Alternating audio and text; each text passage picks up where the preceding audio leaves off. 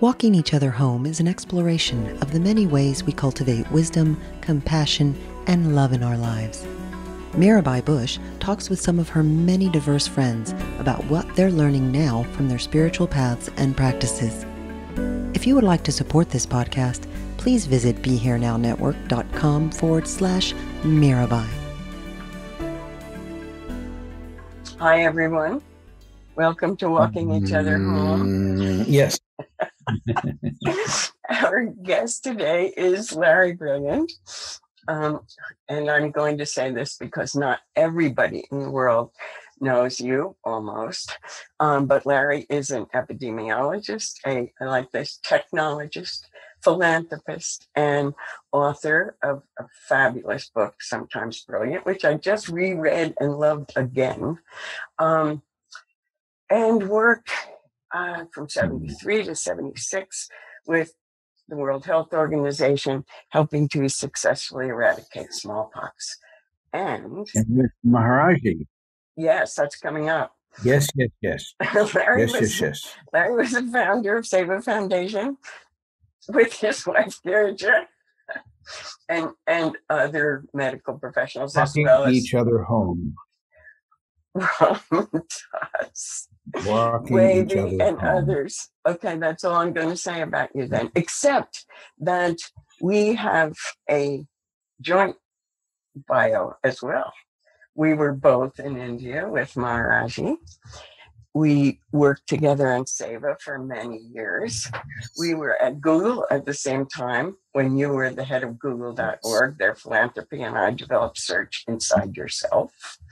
And we have loved and mentored each other's children.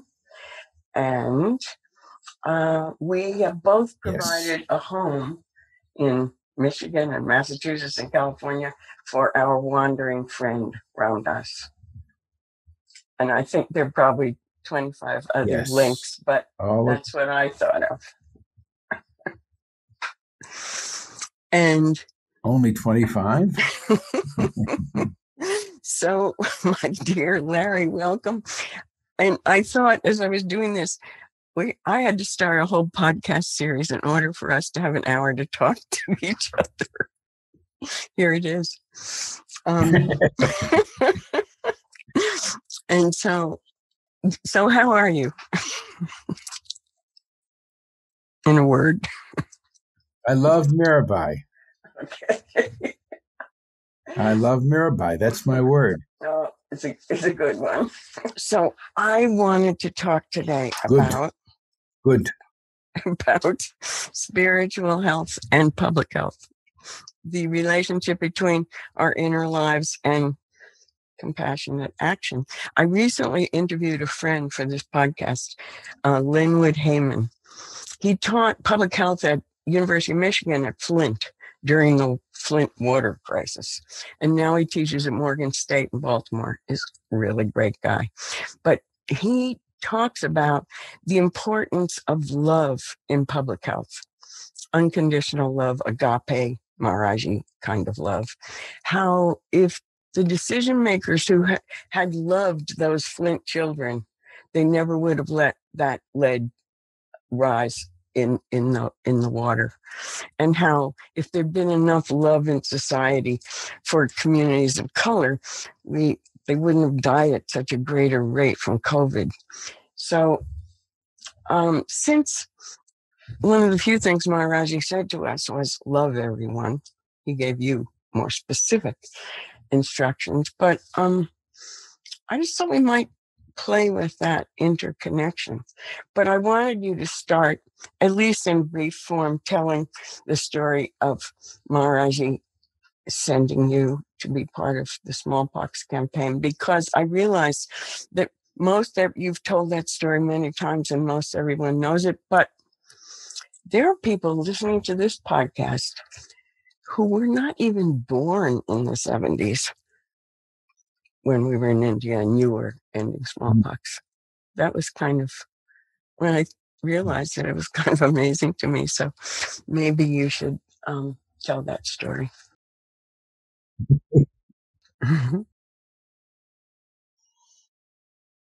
Well, I think love is good. Love is good and a good place to begin. I think if you were asking a little earlier, or hinting, I think a little earlier, is public health inconsistent with love? And I do think that there's a challenge sometimes where an equity lens, which is in a way a kind of operationalizing love, an equity lens is something sometimes different than an epidemiological lens, and they sometimes are congruent and the same thing. Sometimes they're different. They're both really important, but at this very moment, they're identical. And by that I mean we will undoubtedly have millions of people around the world who will not get vaccinated in the next couple or even several years. Millions and billions of people who will then be vulnerable to COVID. And as a consequence, there'll be billions of homes for novel variants and scariants, as the word is unfortunately being used now, to reside in the people who are not vaccinated, not protected. Those viruses, if you think of them, can be hundreds of billions or trillions in each person. If you multiply hundreds of billions or trillions by the billions of people who won't be vaccinated, and then you think of how many times they can mutate as they replicate and how many variants will then ping pong back into our communities of wherever we are. This is a moment that is rare because the absolute most selfish decision to protect yourself and your family, and the absolute most altruistic decision to help people far away who are of a different color, those two things are the same right now. The good and the greedy are the same. That's a moment that we should really think about, because it kind of opens up the whole thing. If you're thinking about, iron or lead in the water and flint, and you're living far away, it's sometimes just passes through your screen as if it's not you that's affected. Yeah. Robert Frost's wonderful and poignant about the little boy who lost his arm to a saw. And then Frost says, little less, nothing, gone, no more to build on there. And they, since they were not the one affected, turned and went about their business. Those kinds of things. That in this moment, we're all the little boy. Our arms are all cut. And a unvaccinated little girl in Bola Island, where the last case of smallpox occurred, who today can get COVID and tomorrow incubate a variant, and it comes back into Boston or San Francisco, should remind us that it doesn't have to be 1960s or 70s kumbaya or sitting with Maharajji in a Himalayan ashram and to motivate us. In this case, we can't be safe until all of us are safe. It's not corny or silly to say we're all in it together. Wherever this disease exists, it exists here. And for me, you said that Maharajji gave us all instructions that, Sabak, we're all one, to love everyone and serve them, to feed everyone. All of those generic lessons, and maybe he gave each one of us a kind of subheading of a specific kind of yoga that was unique to our personalities and right for our karma, our dharma. And for me, he told me to help go joined the World Health Organization, which seems such a preposterous idea. And so out of my reach, so to speak. No, not just out of my reach. And yet I got to participate in global eradication of smallpox and to see the very last case of wild smallpox in the world, a little girl named Rahima Banu, living on Bola Island in the Bay of Bengal, Bangladesh. And when she was healed, when her scabs fell off and the virus in them died, that was the end of an unbroken chain of transmission that went back 10,000 years or more, at least to Pharaoh Ramses V. We know that he had that same virus. And so when that ended, you think about that, how many billions of people got smallpox, how many kings and queens and emperors and celebrities were killed by it. It didn't matter what your color was, your race, your religion, your age, your gender, your wealth. And this new pandemic is different, but it has so many of those same moral lessons in them.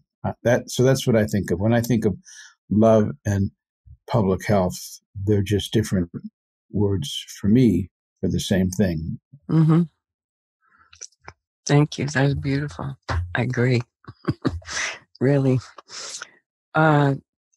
You know how over the years we've listened to what Maharajji told us, and it means something different, every time we find ourselves in a different situation. But it just feels this time like everything he said was so direct and clear and simple. So, Subek, we are all one. We are all connected, and love and serve all of us. Yeah, amazing. What have you learned this year about yourself and about other humans, just in general? I feel like I learned a lot. Some of it's subtle, but what have you been thinking that you learned?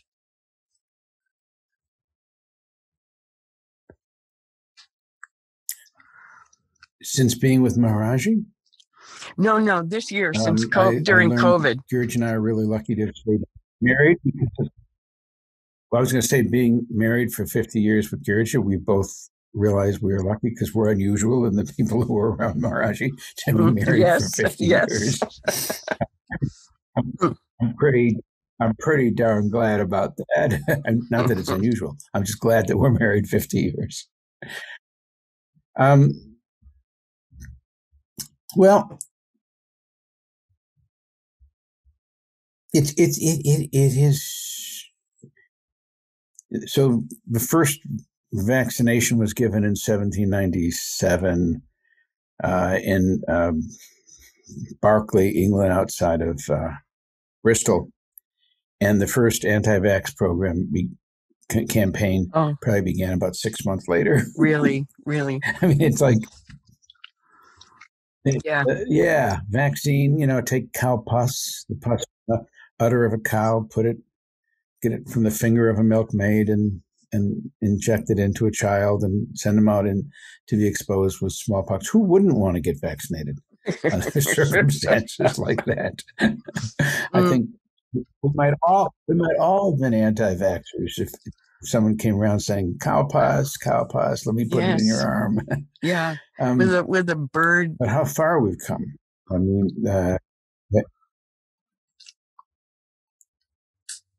what did you say? I read that you said that they used bird bones, they hollowed out, dried out bird bones to inject with. Well, even earlier in China and in Africa, in what is now Pakistan, they would take the longest bones of a bird's legs, maybe a heron or something like that, and they would hollow it out, and then they would dry out crusts of smallpox and to make it into a powder, and then they would blow it into people's noses. China, they did a lot of that. It was called variolation. That was before vaccination. Vaccination came from cows, a disease that cows had called cowpox.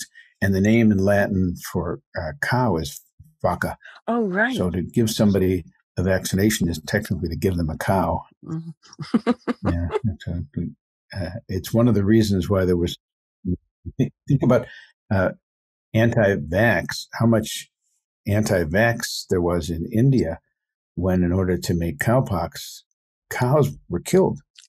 Oh, right. That's a pretty understandable reason why there was so much resistance to the vaccine. Wow. Until it was clear that the method we were using was working, and we eradicated it. Then all the Indian religious leaders became our advocates, and really we couldn't have eradicated smallpox in India without the mullahs, without the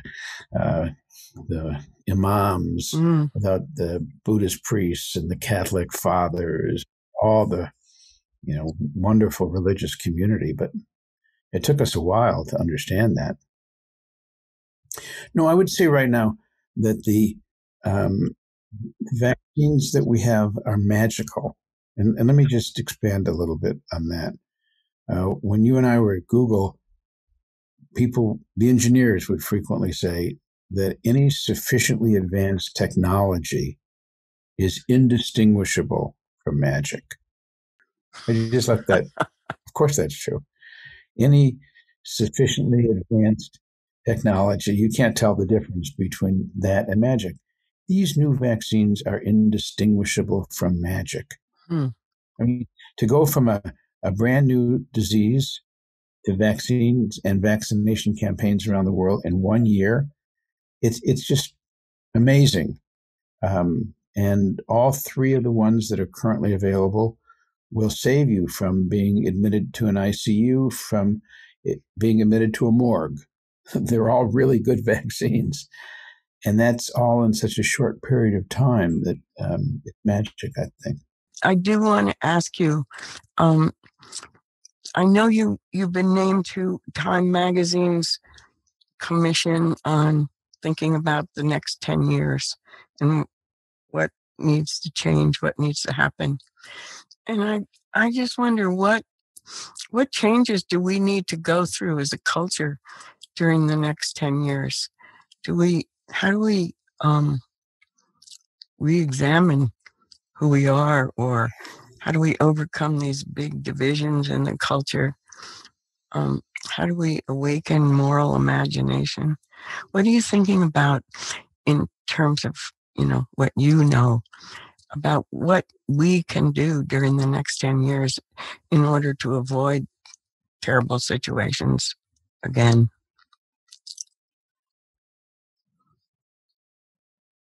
We're talking now about politics. Why don't we take them both? We'll talk about the outer. Okay. I mean, the outer first, because it's easier.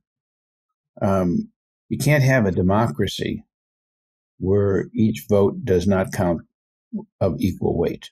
You can't. And in the United States, one party has a permanent minority because it is self-interested.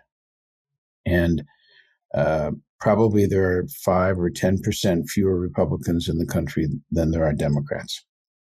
So their strategy is to get elected with 35% of the population and prevent 15% of Democrats from voting by gerrymandering, by racially insensitive laws, by making it incredibly difficult for poor people to register.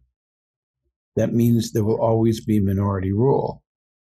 And in a democracy, minority rule in the long run always ends badly. So we need to understand that and do that. That's got to be issue number one. Everybody gets to vote and everyone's vote counts equally. It already won't ever happen because of the way the original founders created the Senate, which is a way to reward land ownership rather than head count. So that to me politically remains a problem for the long term. Every 4 years from now on, the Republicans will lose the presidency by an increasing number of votes in terms of the popular vote, but they will always be able to have a chance at putting together a minority of votes, but a majority of electoral college votes. So until that's fixed, the problems that we face in that regard will continue. But you're really interested in spiritual changes in the next 10 years, personality changes. Yeah. No. I mean, I had hoped that this pandemic, which every epidemiologist that I know and that you know has been expecting, predicting, even prophesizing for the last decades. I had hoped that when it happened, something different and better would happen than is happening. And I just want to go on a little bit about that if I could. I think after the Second World War, when people all over the world saw the skeletons coming out of the concentration camps, and they saw the mushroom clouds over Hiroshima and Nagasaki, the firebombing of Dresden, the huge number of casualties, it was almost as if each person individually said to themselves, we've looked over the precipice, we see the abyss, we see the hellfire, we're not going to go there again. We've been to the edge. And there was like a compact, an agreement that happened without a meeting and without social media. And that agreement was, let's give up a tiny bit of our sovereignty, our personal sovereignty, and our country's sovereignty, and create organizations that at a global level that will make sure we don't ever have a war or a demon arise like Hitler again. We had that agreement. So we created the World Health Organization, the United Nations Security Council, the ILO, the FAO, UNICEF, the World Bank, Bretton Woods. You think about what happened shortly after the Second World War. And that decision was taken, it seemed, everywhere all at once. And it became the glue that held us together. It held together the otherwise strong centrifugal forces that pull us apart: selfishness, greed, ego. But we had these organizations that kept us together. I think today, with rising nationalism, racism, and a fear that the countries are all being taken over by immigrants, all these nationalistic kind of governments, instead of having centripetal forces bringing us together, we have centrifugal forces pulling us apart in Hungary, in Brazil, in the United States, for a while in the UK, certainly in Turkey and Russia and China. It's very difficult to fight a pandemic when every nation behaves as if they are the only ones that matter. But it's not only a pandemic that's harder. It's just sort of operationalizing what Maharajji said to us when he said, Kam, Krodh, Lobh, Moha. Those are centrifugal forces. They pull us apart from each other. Love is a centripetal force. It brings us back together. And it's very hard to deal with climate change, nuclear weapons, water, hunger, famine, pandemics, unless we are brought together. And that's sort of where the inner world and the outer world, to me, come together. If you have to work on yourself so you never hate, you don't get angry, you more often than not are able to have love for everyone. You're not a racist. You're not a sexist. You don't care about whether somebody is tall or short. You just love them all equally. And that's what he taught us. And we're all not there. Every one of us is just not there, but we're trying. Yeah. And if we don't try to do that, how much harder is it for the world to do that? Thank you. That was exactly what I think. And I loved hearing it from you. Yeah, we have a way to go, but it is the work that we're here to do. And this situation has shown us how much more work we've got to do on it. Yeah. How have you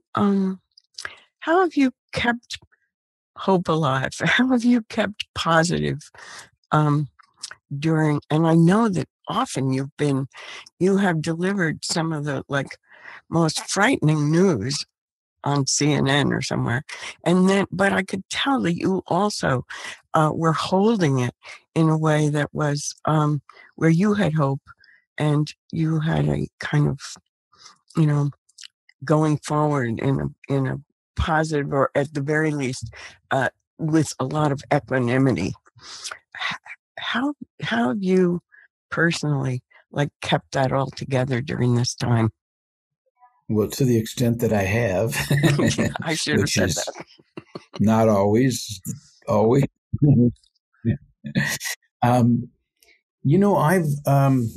about 6 months ago, I started because to be an epidemiologist in the middle of a pandemic means that the phone rings a lot, and the inbox is impossible to read. But I started doing talks at all the spiritual and religious communities that I could. So I talked last week at Grace Cathedral, and I've spoken to African American religious groups and Sufis and Buddhists and Hindus and synagogues, and I've spoken with a lot of Muslim groups, trying to speak to every religious community that I can. And first, I think we will never solve a pandemic, just as we couldn't solve smallpox without the religious community. I've been speaking to a lot of evangelical Christians because I wonder, what the hell are they thinking? But where are they? I mean, when you and I marched in the 60s, and I remember getting arrested with Martin Luther King, which was, of course, the peak experience of my life until I met Maharajji.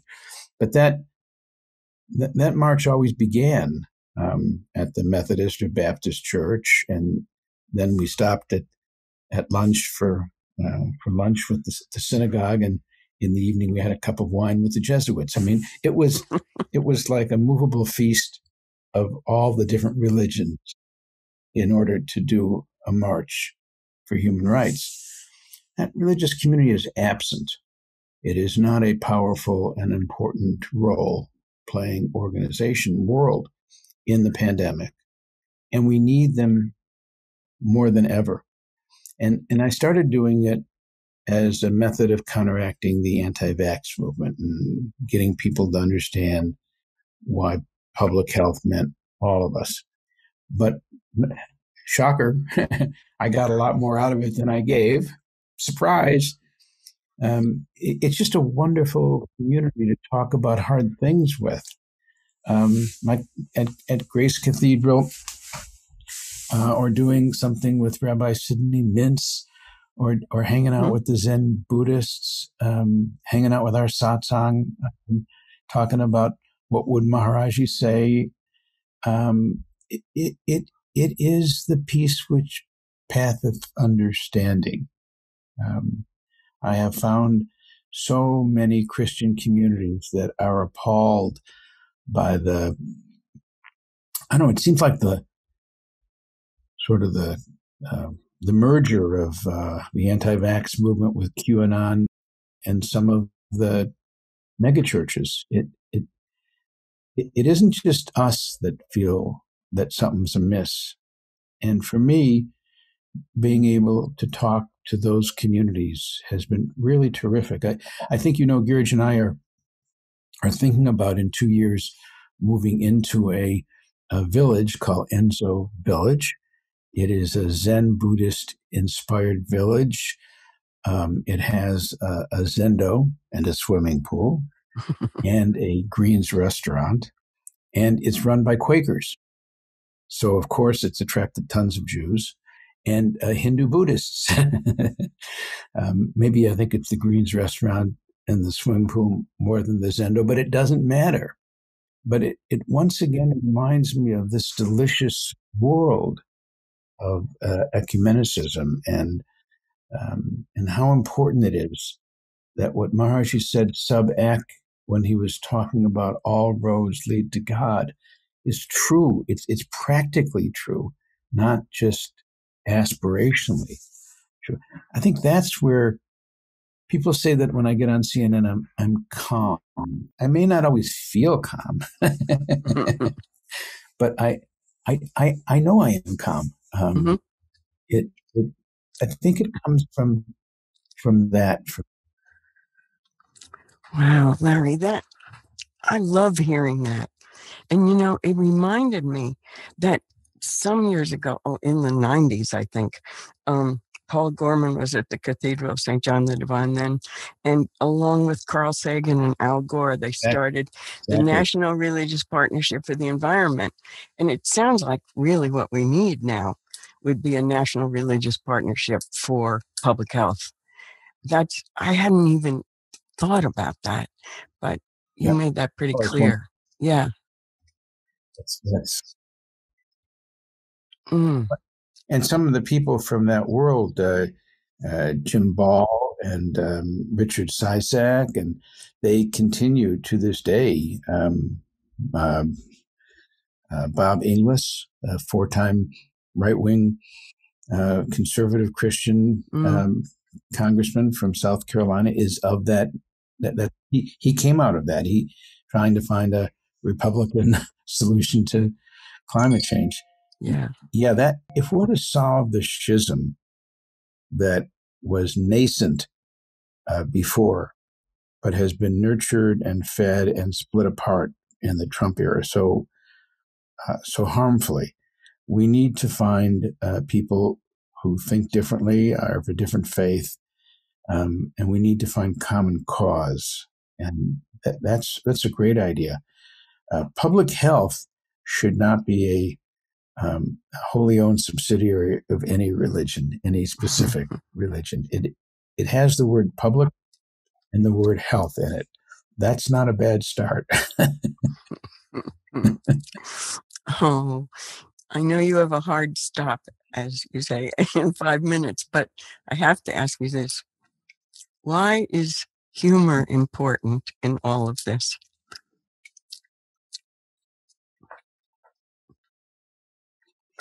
I think it's because if you don't have an outlet for the pressure cooker, you winds up with your beans on the ceiling.